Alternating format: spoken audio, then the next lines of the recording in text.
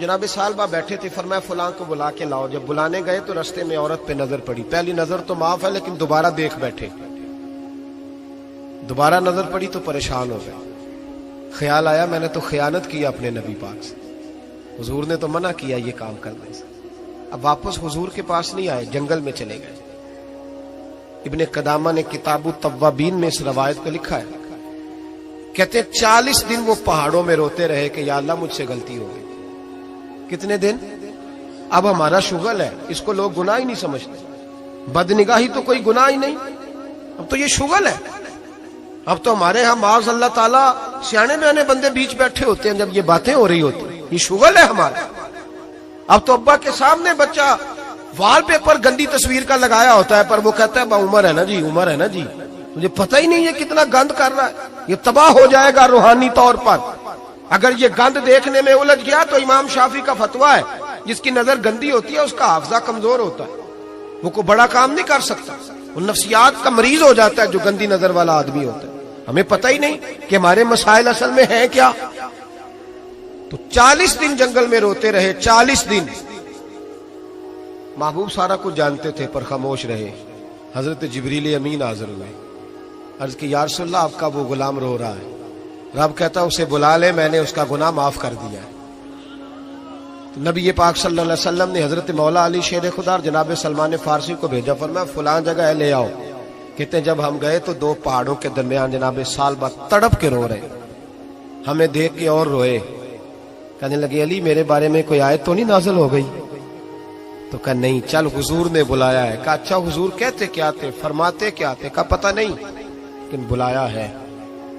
کہتے جب ہمارے ساتھ چلنے لگے مسجد نبوی قریب آئی تو کہنے لگے علی بہت بڑا گناہ کر بیٹھا ہوں، نظریں میلی ہو گئی، وضو نہیں آنکھوں کا، مجھے ڈائریکٹ نہ لے کے جاؤ حضور کے پاس، جب نبی پاک نماز کی نیت باندھ لینا پھر میں جاؤں گا، میں پیچھے کھڑا ہو جاؤں گا حضور کے، میری طبیعت میں حوصلہ نہیں۔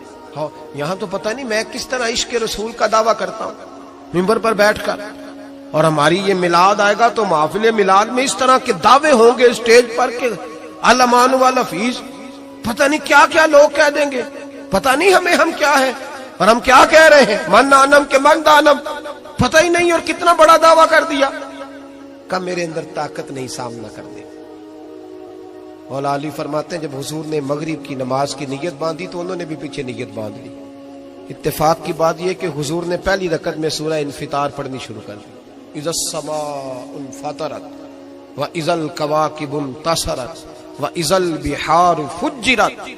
کہتے ہیں جب محبوب اس آیت پہ پہنچے نا کہ یا ایھا الانسان ما غرک بربک الکریم، اے انسان تجھے کس چیز نے دھوکے میں ڈال دیا، حالانکہ تیرا رب تو بڑا ہی کرم کرنے والا ہے، تو کس طرح کسی اور کے دھوکے میں، بربک الکریم، اور ضمیر واحد ہے، میں تفسیر پہ نہیں جاتا، کہا تیرا اپنا رب، بربک کا تیرا اپنا رب، تیرا رب تو بڑا کریم ہے، تو پھر بھی کہیں اور چلا گیا۔ جب یہ آیت سنی تو پیچھے چیخ ماری، بے ہوش ہو کے گر گئے، گھر والے گھر لے گئے، نماز مکمل ہوئی تو حضور نے فرمایا کیا ہوا؟ عرض کی حضور وہ تو رو پڑے تھے، گھر لے گئے، محبوب پیچھے گئے تو بے سدھ پڑے، تیز بخار ہو گیا۔ نبی کریم سرہانے بیٹھے اور ان کی گردن کو اٹھا کر سر کو گود میں رکھا، اور جب بالوں میں دستے مبارک پھیرا تو آنکھیں کھول دی، اور جھٹ سے اپنا سر زمین پہ رکھ کے کہنے لگے حضور میں اس قابل نہیں کہ آپ کی گود میں میرا سارا ہے، اس قابل نہیں، بڑا مجرم۔ تو محبوب نے فرمایا تجھے مبارک ہو، رب نے تجھے معاف کر دیا ہے، اللہ بھی راضی ہے، میں بھی راضی ہوں۔ اب حضور کے قدموں کے قریب آئے تو کہنے لگے حضور آپ راضی ہیں؟ کہا راضی ہوں۔ فرمایا پھر میرے لیے دعا کریں، اللہ اسی رضا میں مجھے قبول کر لے۔ بس یہ بات ہوئی تھی، انہوں نے کلمہ پڑھا تو روح پرواز کر گئی۔ پرواز میرے بھائی احساس پیدا کر، یاد رکھیں اگر روحانی زندگی صحیح نہیں نہ ہوگی، یاد رکھ لیں کسی کا کوئی نقصان نہیں، سارے سکون سے سو جائیں گے، آپ نہیں سو پائیں گے۔ اگر آپ کے ضمیر پہ بوجھ رہیں گے نا تو سارے لوگ رمضان میں 4 قرآن پاک ختم کریں گے، آپ 10 پارے بھی نہیں پڑھ پائیں گے۔ اگر آپ اپنے آپ کو صحیح نہیں کریں گے، روحانی زندگی بحال نہیں ہوگی، تو یاد رکھنا بڑا اپنا آپ سارا کچھ سجا کے ظاہراً بڑے پرہیزگار بن کے بھی اپنے ضمیر کی عدالت میں فیصلہ اپنے حق میں نہیں کرا پائے گا. تجوریوں سے مال بھرا ہوا ہوگا لیکن گھر میں سکون نام کی چیز ڈھونڈنے سے نہیں ملے گی. اس لیے کہ الا بذکر اللہ تطمئن القلوب، اللہ کی ذات سے جڑ جانے سے دل کو سکون ہوتا ہے. کیا بہت بڑی سزا نہیں مالک کی کہ انسان سارا کچھ کرے، فارغ ٹائم ہو تو وہ ٹی وی دیکھے؟ کیا بہت بڑی سزا نہیں کہ 3 مہینے کی چھٹیاں بھی اسے ہوں لیکن وہ ایک سپارہ قرآن پاک نہ پڑھ سکے؟ وہ گپے مارنے بیٹھے تو 6 گھنٹے لگا دے اور تسبیح دی جائے تو 10 منٹ میں بس ہو جائے، درود پڑھا ہی نہ جائے. یہ سزا نہیں؟ کیا یہ کم سزا ہے کہ وہ دنیا دراز پہ گھوم آئے لیکن مسجد میں جائے تو اسے کچھ بنے؟ کیا سزا نہیں؟ اللہ سے معافی مانگے، مل کے اس کے حضور استغفار کریں، باطن کی زندگی آباد کرنے کی کوشش کریں. چھوڑ دیں بن کے بیٹھنا، آگے آگے بڑھنا، اپنے آپ کو شمار کرنا.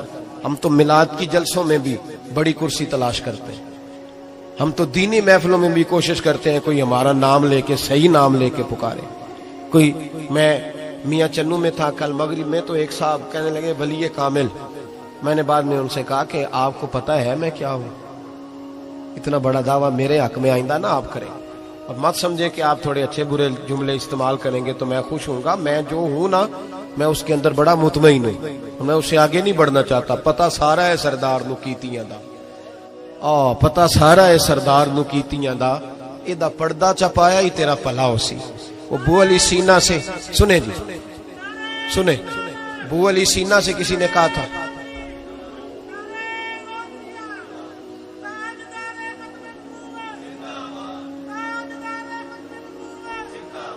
اب ان کی اس بات پر اور اس عمل پر ایک شعر سن لے میاں محمد بخش صاحب کا. میاں صاحب کہا کرتے تھے جتن جتن ہر کوئی کھیڑے تو ہارن کھیڑ فقیرہ. جتن جتن، یہ تو ساری دنیا کرتی ہے نا کہ میں جیتنے جا رہا ہوں. کہتے ہیں جتن جتن ہر کوئی کھیڑے، جتن جتن ہر کوئی کھیڑے تو ہارن کھیڑ فقیرہ. جتن دا مل کوڈی پیندا ہی ہارن دا مل ہیرا. جتن دا مل کوڈی. بو علی سینا سے کسی نے کہا کہ کیا محسوس کرتے ہو آج کل کچھ حالات بہتر ہے؟ تو بو علی سینا چونکہ حضرت ابو الحسن خرقانی کے مرید تھے، ہاں سائنسدان ہونے کے ساتھ ساتھ صوفی تھے، درویش تھے. تو بو علی سینا کہنے لگے کیا کہتے ہو، حالات کس طرح کے؟ کہنے لگے مجھے اپنے گناہوں کا پتہ ہے، اتنے بڑے گناہوں کے باوجود میری پردہ دھری نہیں ہو رہی، یہ تھوڑا انعام ہے اللہ تعالیٰ کا. اور اسی زمین پر اس کی نافرمانی کرتا ہوں، اس نے رہنے کے لیے جگہ دی ہوئی ہے، تھوڑا احسان ہے اس کا. میں صبح سے شام تک کتنی نافرمانیاں کرتا ہوں پھر بھی پیٹ بھر کے روٹی دیتا ہے، یہ تھوڑا احسان ہے. تو کہہ رہا ہے آگے بڑھا ہے کہ نہیں؟ یہ بڑی بات ہے کہ اس نے زمین پہ رکھا. اعلیٰ حضرت فاضل بریلوی کے والد مولانا نقی علی خان صاحب رحمت اللہ تعالی علیہ، امام المتکلمین، ان کے حالات میں لکھا ہے ایک آدمی کو آپ نے نا جگہ دی، کو 10 مرلے آپ کا پلاٹ تھا یا 5 مرلے کا. اس نے کہا حضور کچھ دنوں کے لیے چاہیے، تو آپ نے وہ جگہ ان کو دے دی. جیسے محلے دار دوست کو شادی بھی ہے تو 10-15 دن کے بعد چابی مانگی، انہوں نے دے دی. تو کچھ درخت انہوں نے کاٹ لیے، کچھ اپنی مرضی کی ترمیم کر لی. تو مولانا نقی علی خان صاحب رحمت اللہ علیہ ناراض ہو گئے، فرمانے لگے میری زمین تھی، مجھ سے پوچھ تو لیتے کوئی تبدیلی کرنی، تمہیں پتہ نہیں میری مرضی کے خلاف تم نے میرے پلاٹ پر یہ کیوں تبدیلی کی؟ یہ اس آدمی کو کہہ کے نا تو 2 منٹ گزرے تو چیخ مار کے رو پڑے. کہنے لگا حضور کیا ہوا؟ فرمانے لگے سوچتا ہوں میری 10 مرلے کی زمین پر میں نے تمہیں اپنی مرضی نہیں کرنے دی، اور میں روز اللہ کی زمین پر اپنی مرضی کرتا ہوں. روز رب کی یہ خیال آ گیا. فرمانے لگے جاؤ بھائی جاؤ، مجھ سے غلطی ہو گئی، جاؤ. یہ سوچ جب پیدا ہوتی ہے پھر بندہ روز نکھرتا ہے، پھر روز وہ غسل کرتا ہے باطن کا، پھر روز ہر جگہ سے اسے نیا سے نیا سبق ملتا ہے. بڑا بندہ وہ نہیں ہوتا جو 20-30 کاریں لے کے چلتا ہے، بڑا وہ ہوتا ہے جو کسی اور کو بڑا سمجھتا ہے. جو اپنے آپ کو چھوٹا سمجھتا ہے، میرے نبی پاک فرماتے ہیں اللہ اسے بڑائیاں عطا فرما دے. ترمذی میں حدیث ہے. آج کا سبق، آج کا پیغام یہ ہے کہ تزکیے کی کوشش کریں. وَإِنَّكَ لَعَلَىٰ خُلُقٍ عَظِيمٍ. خلق عظیم جو اللہ نے ہمارے نبی کو دیے اور حضور نے ہمیں عطا فرمائے، محبوب کے صدقے اس طرف جائیں. کردار میں اعلیٰ پن پیدا کر. الذی خلق الموت والحیات لیبلوکم ایکم احسن عملا. اللہ فرماتے ہیں کہ میں نے موت اور حیات اس لیے پیدا کی ہے کہ تمہارے عمل کی کوالٹی چیک کی جائے. انڈسٹری میں جب مال بنتا ہے نا تو اس کی کوالٹی چیک کی جاتی ہے، یہ عام ہے، یہ خام ہے، یہ وی آئی پی ہے، یہ وی آئی پی ہے۔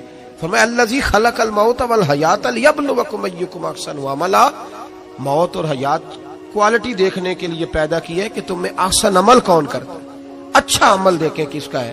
باقی اپنے آپ کو بنانے سنوارنے سے تھوڑا تھوڑا بچیں، ایک قدم تھوڑا پیچھے ہٹیں اپنی ذات کے لیے، تو انشاءاللہ روحانیت کے لیے 11 قدم آپ کے آگے جائیں گے۔